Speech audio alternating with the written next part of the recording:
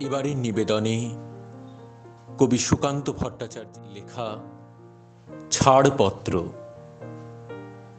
যে শিশু ভূমিষ্ঠ হলো আজ রাত্রে, তার মুখে খবর পেলুম সে পেয়েছে ছাড়পত্র এক।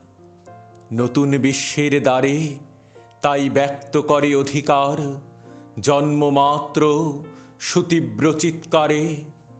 খর্বদেহ নিঃসহায়, তবু তার মুষ্টিবদ্ধ হাত উত্তোলিত, উদ্ভাসিত কি এক দুর্বোধ্য প্রতিজ্ঞায়। সে ভাষা বোঝে না কেউ, কেউ হাসে, কেউ করে মৃদু তিরস্কার। আমি কিন্তু মনে মনে বুঝেছি সে ভাষা। পেয়েছি নতুন চিঠি, আসন্ন যুগের পরিচয়পত্র পড়ি ভূমিষ্ঠ শিশুর।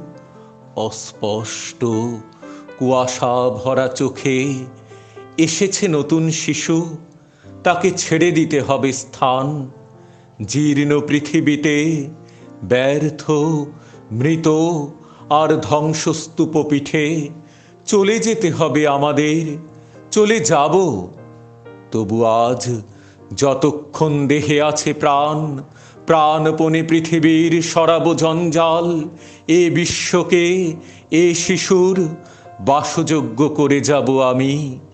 নবজাতকের কাছে এ আমার দৃঢ় অঙ্গীকার। অবশেষে সব কাজ সেরে আমার দেহের রক্তে নতুন শিশুকে করে যাব আশীর্বাদ।